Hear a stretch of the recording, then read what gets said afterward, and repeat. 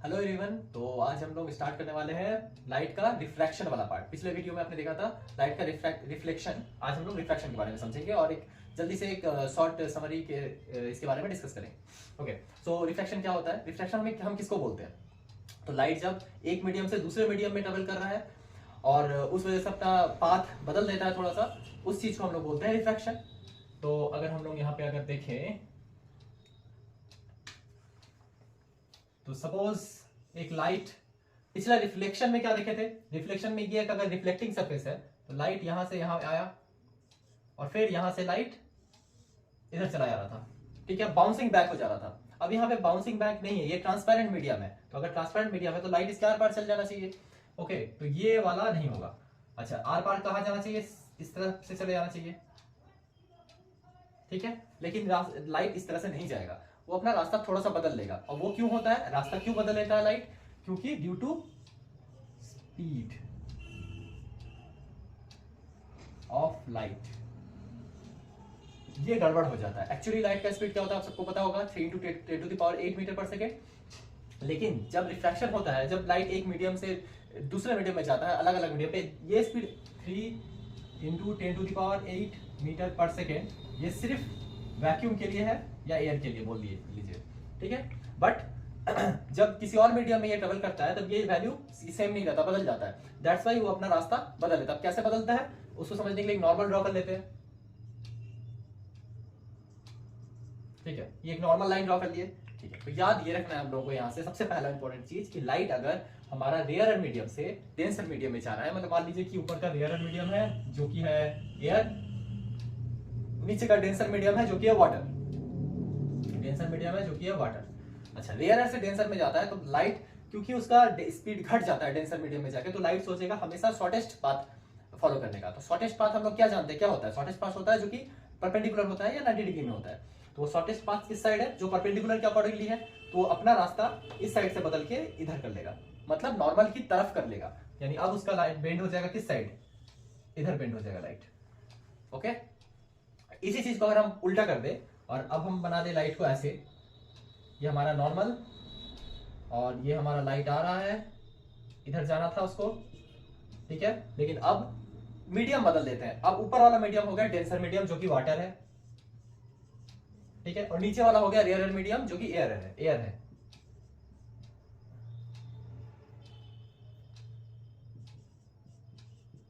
ठीक है। अब लाइट इस साइड जाने की जगह किस साइड मूव करेगा? इधर जाने की जगह पे दूसरी साइड। पहले यहां से नॉर्मल की तरफ मूव कर रहा था, अब ये अवे फ्रॉम नॉर्मल मूव करेगा जब डेंसर से रेयर जा रहा है, ठीक है। तो रिफ्रैक्शन में ये एक इंपॉर्टेंट बात है, लाइट रास्ता बदलता है लेकिन किस साइड बदलता है?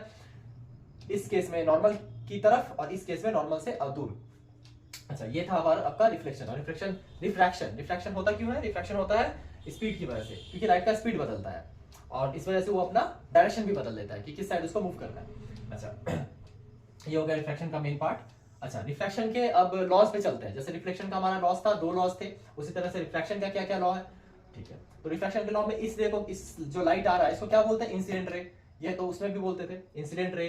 ये हो गया रिफ्रैक्टेड रे, ठीक है, और ये हमारा नॉर्मल। अच्छा, तो नॉर्मल के साथ जो इंसिडेंट रे के साथ एंगल बनता है उसको क्या बोलते हैं? एंगल आई, इंसिडेंट एंगल।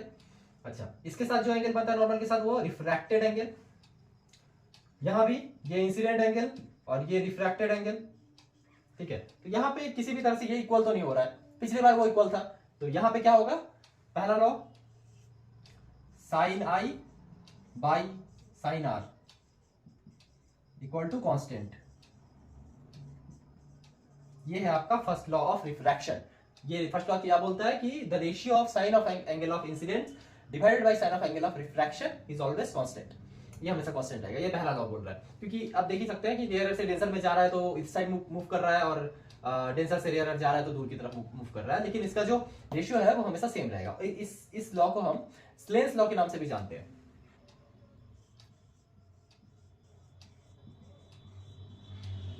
स्नेल्स लॉ के नाम से भी जानते हैं, ठीक है। पहला ये हो गया। और दूसरा तो वो सेम प्लेन वाला,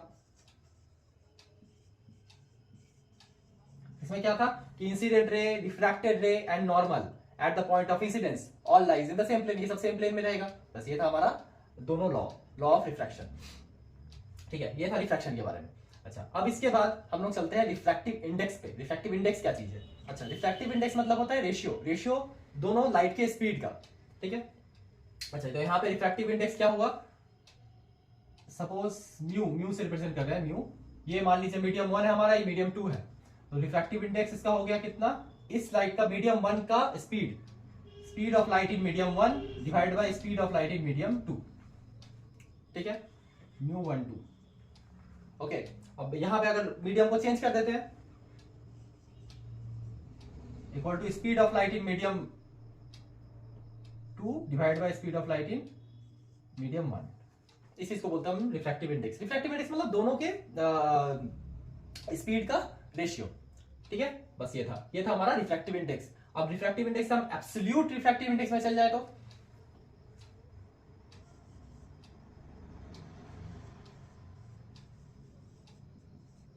एब्सोल्यूट रिफ्रैक्टिव इंडेक्स चले निकाले तो क्या होगा, तो ये सिर्फ और सिर्फ एयर के साथ के कंपैरिजन को बोलते हैं। मतलब एयर में उसका स्पीड कितना है, उसके साथ उस जिस मीडियम में हम कंपेयर कर रहे हैं उस मीडियम का कितना है, उसको बोलते हैं absolute refractive index. Absolute refractive index of water, of glass, of any substance, air के साथ अगर कंपेयर करेंगे तो, ठीक है। तो एब्सोल्यूट रिफ्रैक्टिव इंडेक्स क्या हो जाएगा, of that material equal to speed in that material, जिस मटेरियल का निकाल रहे हैं, सपोज फॉर एग्जांपल वाटर का निकाल रहे हैं, तो water speed of light in water divided by speed of light in air, speed of light in air, ये हमारा हो गया एब्सोल्यूट रिफ्रैक्टिव इंडेक्स। तो यहाँ पे दो फार्मूला हमको मिल गया, स्टार्टिंग में क्या था, स्नेल्स लॉ था, फिर अब उसके बाद रिफ्रैक्टिव इंडेक्स और एक एब्सोल्यूट रिफ्रैक्टिव इंडेक्स, ठीक है।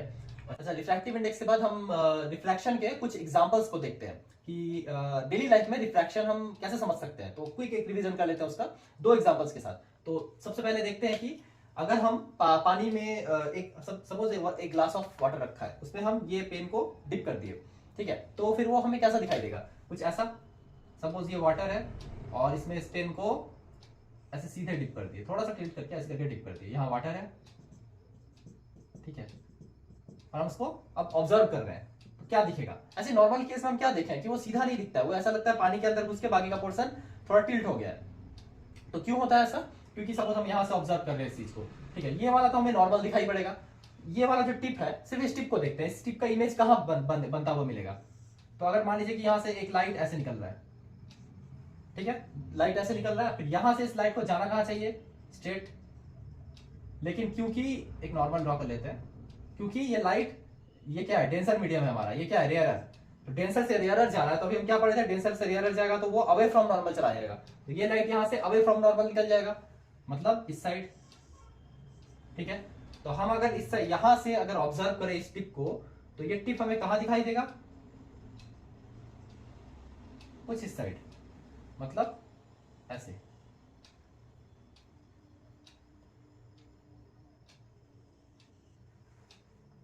तो ऐसा लगेगा ये पेन, सीधा पेन यहां तक तो ठीक था, ये वाला ऐसे इधर हो गया है, बेंड हो गया है। एक और एग्जांपल लेके समझते हैं।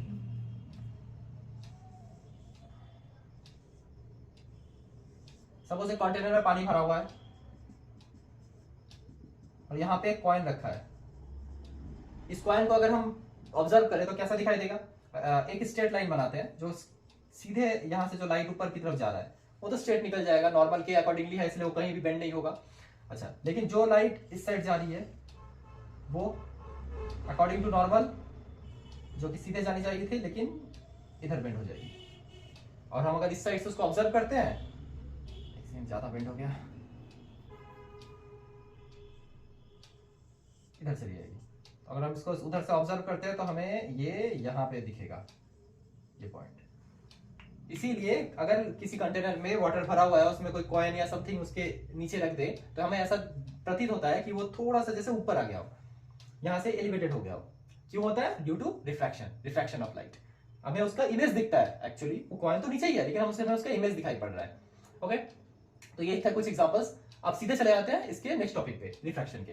ग्लास स्लैब से के थ्रू रिफ्रैक्शन को थोड़ा समझते हैं। तो सपोज हमारे पास एक ग्लास स्लैब है ऐसा, ओके, लाइट हम यहां से पास करवा रहे हैं, ये आपके एक्सपेरिमेंट में भी है ग्लास स्लैब।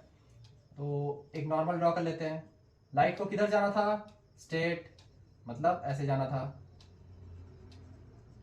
लेकिन लाइट क्या होगा, बेंड हो जाएगा, तो ऐसे स्ट्रेट नहीं जा पाएगा।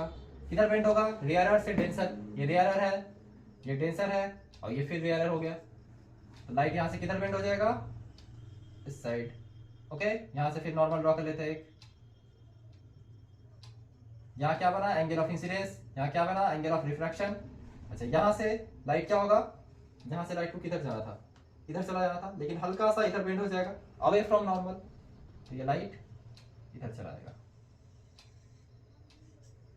तो अगर एट द एंड देखे, जब लाइट अंदर स्लैब के अंदर जा रहा था और जब स्लैब से बाहर निकला तो कैसा हो गया, जब अंदर जा रहा था तो ये लाइट इधर था, और जब बाहर निकला इस साइड से, मतलब अल्टीमेटली एक पैरेलली डिस्प्लेस हो गया। इस चीज को बोलते हैं पैरेलल डिस्प्लेसमेंट ऑफ लाइट, कि अपना लाइट का जो रे पाथ था वो उस पाथ से पैरेलली डिस्प्लेस होकर इधर आ गया है। ये इसको बोलते हैं हम लोग लैटरल डिस्प्लेसमेंट। इसको बोलते हैं हम लोग लैटरल डिस्प्लेसमेंट, कि लाइट ऐसे लैटरली डिस्प्लेस हो गया। ये लैटरल डिस्प्लेसमेंट किन किन चीजों पे डिपेंड करता है, लाइट के एंगल पे, हम किस एंगल से इसको प्रोजेक्ट कर रहे हैं उस लाइट स्लैब की तरफ, स्लैब का थिकनेस कैसा है, इन सब चीजों पे डिपेंड करता है। ये आपका ग्लास स्लैब। इसके बाद आता है आपका लेंस। लेंस कितने टाइप के होते हैं, क्या होता है, उस पे चलते हैं। तो लेंस हमारा कितने टाइप का होता है, दो टाइप का। जैसे मिरर, दो टाइप का मिरर था, स्फेरिकल मिरर, इसी तरह से लेंस भी दो होता है, कॉनकेव और कॉन्वेक्स। ठीक है, कौन सा सर्फेस किस वजह से होता है, जैसे पिछले में देखे थे, जिसका केव जैसा सर्फेस है उसको कॉनकेव बोलेंगे, जिसका ऐसे उल्टा सर्फेस है दूसरा उसको कॉन्वेक्स बोलेंगे। यहाँ भी वैसा ही है। अच्छा, यहाँ हुआ कैसे, ये सर्फेस अलग अलग तरह का। तो मान लीजिए कोई ऐसा ऑब्जेक्ट है, गड़बड़ हो गया, ठीक है, मान लीजिए कोई ऐसा ऑब्जेक्ट है और उसको इस साइड से इस साइड से इस साइड से इस साइड से काट दिए। ठीक है, एक और ऑब्जेक्ट है इस तरह का, इसको हम लोग यहाँ से थोड़ा सा काट के निकाल दिए, यहाँ से थोड़ा सा काट के निकाल दिए। ठीक है, तो अल्टीमेटली चीज एक चीज कैसा कैसा फिगर बना, एक ऐसा, एक ऐसा। ठीक है, इनमें से ये केव जैसा दिख रहा है, इसी को इसको बोलेंगे हम लोग कॉनकेव लेंस, और ये उसका ऑपोजिट कॉन्वेक्स लेंस। ठीक है, इसके अलावा और दो तरह के लेंस होते हैं, बाई कॉनकेव, बाई, ये एक्चुअली बाई कॉनकेव है। और जो दो तरह के होते हैं वो प्लेनो कॉनकेव, प्लेनो कॉन्वेक्स, वो उसका एक साइड प्लेन रहता है, मतलब एक साइड से हम कर्व किए हैं, बाकी साइड स्ट्रेट है। फॉर एग्जांपल इस तरह का,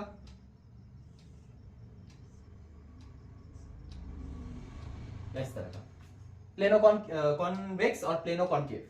ठीक है, लेकिन हमको इस चैप्टर में बेसिकली इन दो चीज लेंस के बारे में ही पढ़ना है आगे। तो सबसे पहले पढ़ते हैं rules of making images of lenses. ठीक है,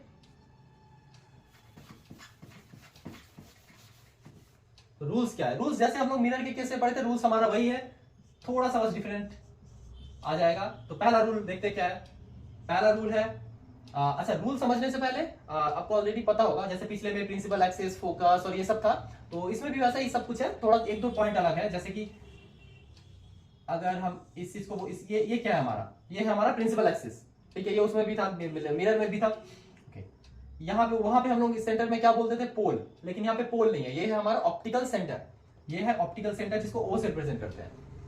ठीक है, अच्छा, या वहां पे हमारे पास फोकस एक ही हुआ करता था, या तो लेफ्ट साइड में या राइट साइड में, क्योंकि यहाँ पे कर्व दो है। जैसे इधर एक कर्व है, मतलब अगर हम ऑब्जर्व देखें तो यहाँ इस चीज से एक सर्किल बन जाएगा, और ये जो कर्व है साइड इस चीज से एक सर्किल बन जाएगा। ठीक है, तो ऑब्वियसली इस सर्किल का एक सेंटर होना चाहिए, उसी तरह से इस सर्किल का भी एक सेंटर होना चाहिए। तो ये दोनों सेंटर हमारा क्या हो गया, दो सेंटर ऑफ कर्वेचर। तो इसको हम C1 लिख देते हैं, इसको C2 लिख देते हैं। अच्छा, इसी तरह से इसके ये हमारा दो, एक रेडियस हो गया, ये रेडियस हो गया, मतलब यहाँ रेडियस भी दो है, रेडियस ऑफ कर्वेचर। अच्छा, उसी तरह से यहाँ पे हमारे पास फोकस भी दो होगा, इसका सेंटर में जो है वो, और यहाँ पे, तो ये हमारा हो गया फोकल लेंथ, फोकस 1, ये फोकस 2। ठीक है, अच्छा, ये ऑप्टिकल सेंटर हो गया। बस ये था हमारा कुछ इंपॉर्टेंट पॉइंट्स। अच्छा, अब रूल्स पे आते हैं। तो रूल्स पे अगर रूल्स की बात करें, पहले इसको इरेज कर देते हैं।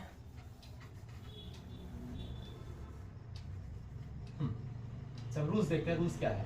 तो रूल्स क्या है, सबसे पहला जैसे हम लोग उसमें थे, जो पैरेलल रे आएगा या किसके, प्रिंसिपल एक्सिस के पैरेलल, तो जो पैरेलल लाइंस आती हैं वो लेंस से होते हुए कहां से पास करेंगी, फोकस से। ये था हमारा पहला रूल, यहां भी वही है,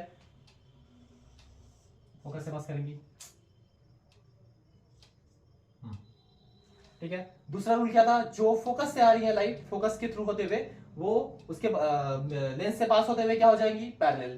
तो यहां से मान लीजिए फोकस है ये, और हम इस फोकस के थ्रू एक लाइट भेज रहे हैं, तो इसके बाद ये क्या हो जाएगा, पैरेलल। ये हो गया हमारा दूसरा। और तीसरा भी इसी में कर देते हैं। तीसरा क्या है, जो लाइट ऑप्टिकल सेंटर से पास करेगी, उसमें क्या था, सेंटर ऑफ कर्वेचर से, यहाँ है जो ऑप्टिकल सेंटर से पास करेगी वो सीधे स्ट्रेट निकल जाएगी। तो यहाँ से ऑप्टिकल सेंटर का यहाँ, एक लाइट हम यहाँ से पास करवाते हैं, वो सीधे निकल जाएगी। ठीक है, तो यहाँ पे बस 3 चीज इंपॉर्टेंट है जो अभी अभी लर्न कर लीजिए इस चीज को, अगर कंफ्यूजन हो गई तो, कि अगर हमें यहाँ इसका इमेज ढूंढना है कि किसका इमेज कहाँ बनेगा, तो बस 3 चीज याद रखना है। पैरेलल, फोकस से पास करेगा, फोकस से पास करता हुआ पैरेलल हो जाएगा, और ऑप्टिकल सेंटर से सीधा निकल जाएगा। ठीक है, इसी तरह से अगर दूसरे वाले लेंस में देखें, जो कि कॉन्केव लेंस है हमारा,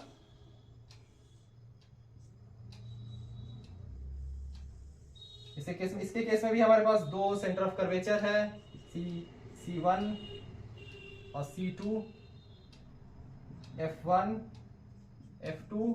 ठीक है, अच्छा, लाइट यहां से पैरेलल आई, किधर जाएगी, फोकस की तरफ, लेकिन ये डाइवर्जिंग लेंस है, ये कॉन्वर्ज नहीं करता है, इसका जो रिफ्लेक्टिंग सरफेस है बाहर की तरफ लाइट को भेज देता है। और उसका रीजन क्या है, क्योंकि इसका सरफेस, अच्छा, अगर इसका रीजन समझना है तो इलाबोरेट करके बताना पड़ेगा।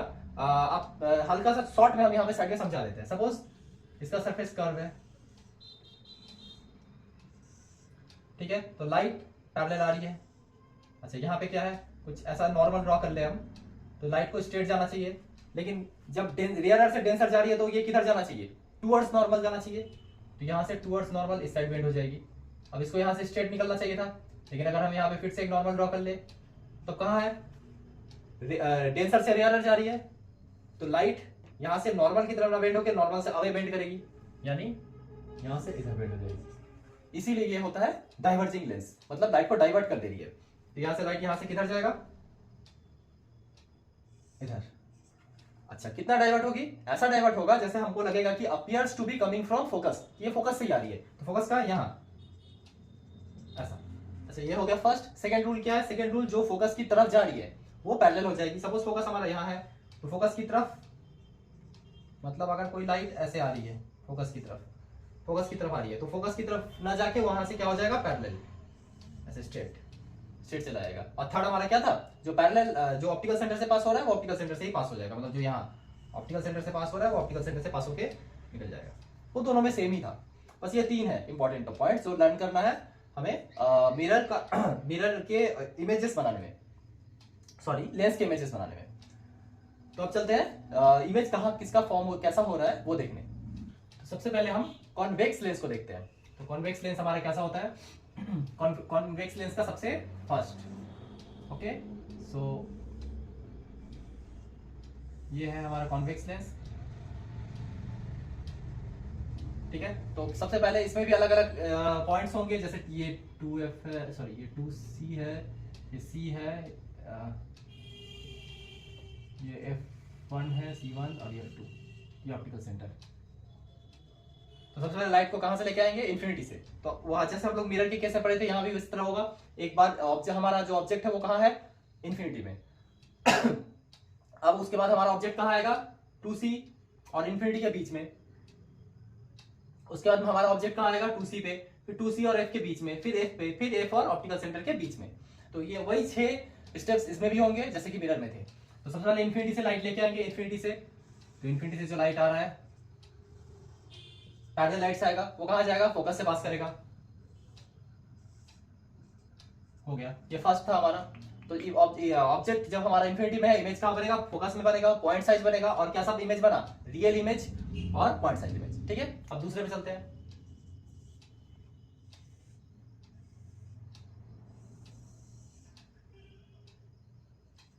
दूसरा हम कहां रखते हैं, ये है हमारा फोकस, ये है हमारा C1, F1, F2 और ये C2।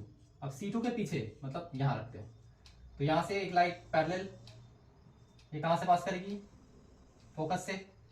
अच्छा, एक फोकस से पास करवाते हैं, तो ये कहां जाएगा, पैरेलल। तो हमारा कहां मिट किया, F1 और C1 के बीच में। ठीक है, अच्छा, ये होगा सेकेंड।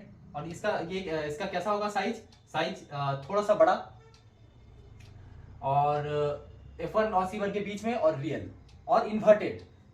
थर्ड,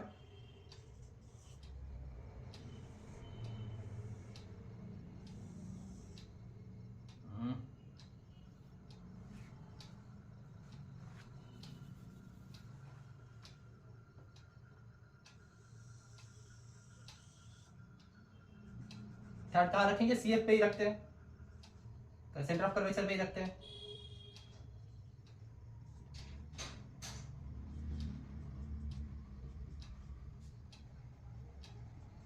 तो सेंटर ऑफ कर्वेचर पे ही ऑब्जेक्ट अगर रखे तो क्या होगा? पैरेलल फोकस से पास होगा, जो फोकस से जा रहा है वो पैरेलल हो जाएगा। थोड़ा सा गड़बड़ हो गया,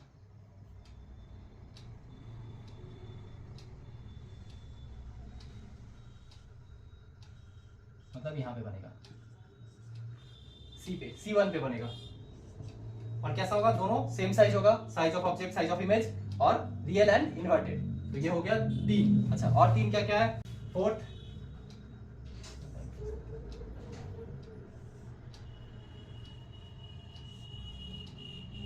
फोर्थ पॉइंट,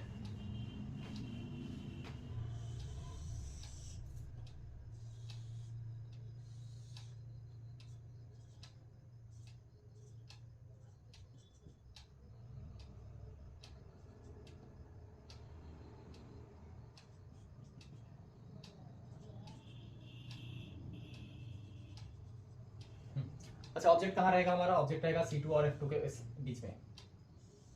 जो पैरेलल लाइन है वो कहाँ से पास करेगा? फोकस से। जो ऑप्टिकल सेंटर से पास कर रहा है वो कहाँ से जाएगा?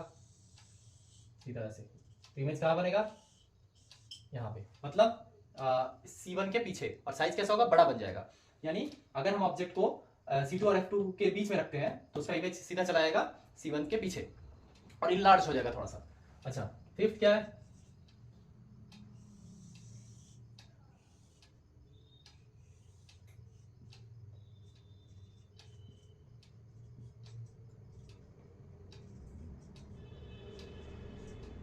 ठीक है, अब इसमें हम कहाँ रखेंगे ऑब्जेक्ट को? फोकस में। जब फोकस में ऑब्जेक्ट को रखते हैं तब कहाँ जाता है? पिछले बार भी देखे थे, फोकस में जब ऑब्जेक्ट रहता है तो उसका इमेज कहाँ बनता है? इंफिनिटी में। यहाँ देखें, अगर पैरेलल लाइन रहा तो वो फोकस से पास करेगा, और ऑप्टिकल सेंटर से गया तो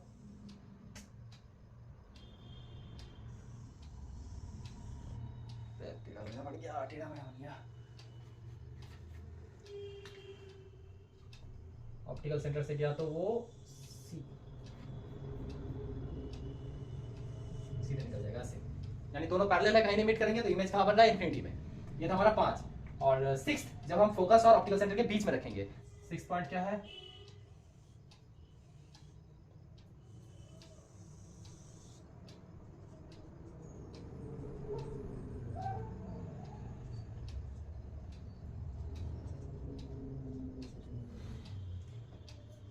ये हमारा ऑप्टिकल सेंटर। ठीक है, ये ऑब्जेक्ट को इस बार कहाँ रखे हैं? इस बार यहाँ रखे हैं ऑब्जेक्ट को F2 और ऑप्टिकल सेंटर के बीच में। ठीक है, अच्छा अब देखते हैं क्या होता है। ये कहाँ से जाएगा?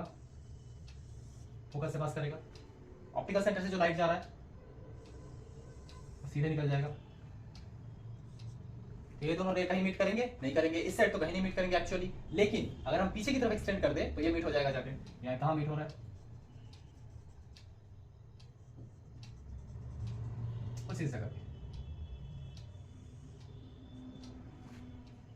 हल्का सा टेढ़ा हो गया है, पर ठीक है, इसको एक्सटेंड कर देंगे तो यहाँ पे मीट होगा, और इसको एक्सटेंड कर देंगे तो यहाँ पे आगे मीट हो रहा है। वरना मतलब जो हमारा ऑब्जेक्ट है उसके जस्ट पीछे की तरफ वर्चुअल इमेज एक फॉर्म होगा। कब? जब हम उसको फोकस और ऑप्टिकल सेंटर के बीच में रखेंगे, सेंटर में रखेंगे। ये था 6 पॉइंट। और इमेज कैसा होगा? इरेक्ट होगा, वर्चुअल एंड इरेक्ट और इनलार्ज्ड। ठीक है, तो ये था कॉन्वेक्स लेंस के लिए। अब आते हैं हम लोग कॉनकेव। कॉनकेव में सिर्फ हमारे पास 2 ही ऑप्शन है। पहला कॉनकेव लेंस। कॉनकेव लेंस के लिए सबसे पहला क्या है? सबसे पहला है ऑब्जेक्ट जब हमारा इंफिनिटी में रहेगा।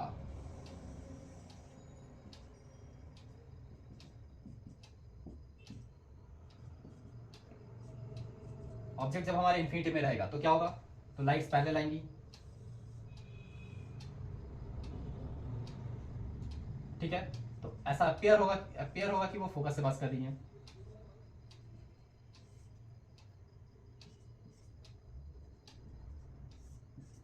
यानी सब लाइट कहां पे बनेगा इमेज, फोकस पे। मतलब ये कैसा इमेज बन गया, वर्चुअल इमेज और क्वांट साइज्ड इमेज।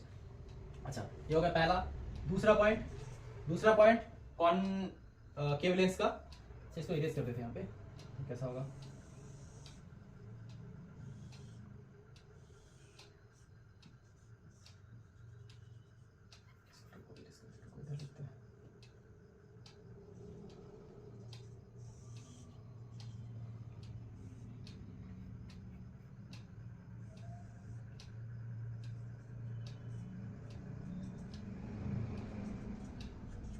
इसके बाद फ्रंट ऑफ द मिरर के फ्रंट में कहीं भी, sorry, in front of the lens के फ्रंट में कहीं भी। तो लेंस के फ्रंट में कहीं भी हम कहाँ रखते हैं, अब सपोज हम यहाँ पे रखते हैं, ठीक है। अब देखते हैं इसका इमेज कहाँ बनेगा। तो इमेज ये सीधा इधर निकल गया, ओके।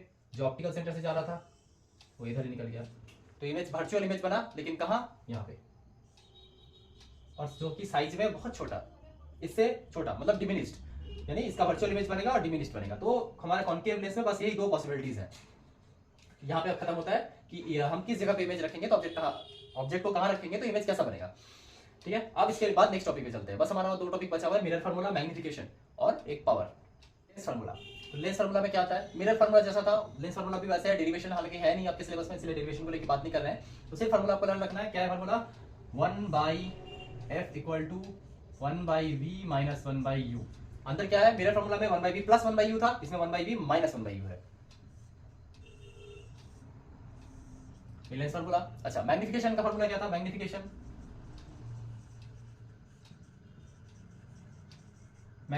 m, इसका फार्मूला था height of image divide by height of object. यहां भी वही है, h dash by h equal to, उसमें क्या था, माइनस v/u, इसमें सिर्फ v/u है। बस ये है मैग्निफिकेशन का फार्मूला जो लर्न रखना है। और लास्ट है पावर का फार्मूला। ये पावर लेंस का पावर है, जैसे कि जो चश्मे में हम लोग लेंस यूज करते हैं, वो उस लेंस का जो पावर है, उस पावर की बात हो रही है यहाँ पे। तो पावर मेजर किससे करते हैं, तो एक्चुअली लेंस को हम लोग लेंस बनता है तो उसमें सबसे इंपॉर्टेंट चीज क्या होती है, उसका फोकल लेंथ या रेडियस ऑफ कर्वेचर। उसको जो बना रहे हैं उसका मेनली फोकल लेंथ। उसका फोकल लेंथ क्या है, जिसका फोकल लेंथ ज्यादा बड़ा होगा, फोकस उसका उतना आगे पीछे चला जाएगा। उस चीज को के ऊपर बेस करके हम पावर को डिटरमाइन करते हैं। तो पावर का जो फार्मूला होता है, P इक्वल टू होता है 1/f, 1 फोकल लेंथ, ठीक है। और फोकल लेंथ का, हमारा फोकल लेंथ एक्चुअली लेंथ है, तो उसका यूनिट, ऐसा यूनिट क्या हुआ, मीटर। तो पावर का यूनिट क्या हो जाएगा, पर मीटर ना बोल के हम उसको बोलते हैं डायोप्टर। तो पावर का ऐसा यूनिट हो गया, ऐसा यूनिट इज डायोप्टर, ठीक है। तो जैसे चश्मे का पावर बोलते हैं प्लस 1.2 प्लस 3, तो वो चीज होता है डायोप्टर। एक्चुअली उसके पीछे यूनिट डायोप्टर लगाना चाहिए। तो ये हो गया पावर। तो फार्मूला बस इतना ही है इस चैप्टर में, जिसके ऊपर न्यूमेरिकल आने हैं, ठीक है। अब कुछ साइन कन्वेंशन, जैसे कि हम लोग ने मिरर के केसेस में पढ़ा था, यहाँ भी वही चीज एप्लीकेबल होगा साइन कन्वेंशन में, कि जो साइन कन्वेंशन को एक बार डिस्कस कर लेते हैं इसके बाद। तो साइन कन्वेंशन इसका कैसा है, जैसे कि मिरर में हम लोगों ने पढ़ा था, अगर हम इस लेंस को पकड़े और यहाँ पे ऐसे ड्रॉ कर ले, जिसका फोकस यहाँ है f2, f1, c1, c2। अच्छा, और एक लेंस कॉनकेव लेंस भी हम बना लेते हैं यहाँ पे। कॉनकेव लेंस का f2, c1, f1, c1, c2, ठीक है। अच्छा, ये फोकल लेंथ, यहाँ से यहाँ तक रेडियस, यहाँ से यहाँ तक रेडियस, ठीक है। ये सब तो आपको पता ही है। अच्छा, साइन कन्वेंशन में किस साइड प्लस किस साइड माइनस होता है, ठीक है। तो वो हमेशा ही वो कार्टेशियन प्लेन जैसा ही लर्न रखना आपको, जैसे कि मिरर के केस में था।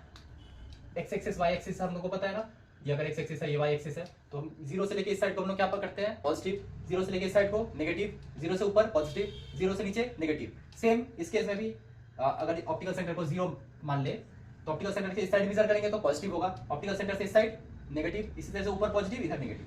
सेम इस केस में इधर पॉजिटिव नेगेटिव पॉजिटिव नेगेटिव। ये साइन कन्वेंशन, जो भी जहां भी है ऑब्जेक्ट है, इमेज है, उसको जब मेजर कर रहे हैं ऑप्टिकल सेंटर से, तो जिस साइड मेजर करेंगे positive negative according to that हो जाएगा।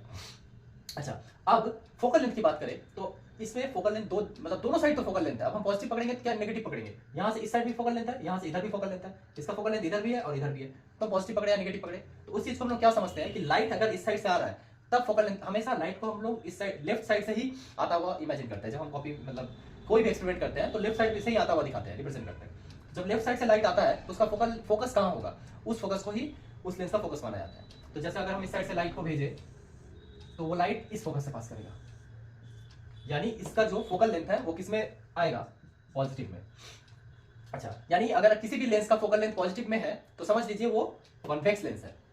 अच्छा, इस लेंस के केस में अगर लाइट को हम यहां से भेजे तो लाइट तो इधर चला जाएगा, यानी ये फोकस बनेगा फिर। तो ये फोकस किस साइड है, 0 से लेफ्ट साइड में, यानी ये हो गया नेगेटिव। यानी कॉन्केव लेंस का जो फोकल लेंथ होता है वो नेगेटिव होता है। तो ये नेगेटिव है तो पावर भी नेगेटिव होगा, यानी जिसके चश्मे के पावर नेगेटिव है वो कौन सा लेंस यूज कर रहा है, कॉन्केव लेंस। ठीक है, तो ये था कुछ साइन कन्वेंशन इसका। नेगेटिव पॉजिटिव देख के हम समझ सकते हैं कि कौन सा लेंस है, कैसा है, उसका नेचर कैसा है, इमेज कैसा बनेगा, पोजीशन का है, और फार्मूला जो लास्ट में 3 बताए थे उसके ऊपर बेस करके न्यूमेरिकल्स कर सकते हैं। तो एक क्विक समरी की तरह हम लाइट को समझ रहे थे। हालांकि लाइट थोड़ा सा बड़ा हो गया तो उसको 2 पार्ट में डिवाइड कर दिया है, एक रिफ्लेक्शन का और एक रिफ्रैक्शन का। ठीक है, तो आज के लिए बस इतना ही। इसके बाद आपका आई चैप्टर बचा है, वो नेक्स्ट वीडियो में करने की कोशिश करेंगे एक शॉर्ट वीडियो के रूप में। होप कि आपको समझ में आया हो। Thank you.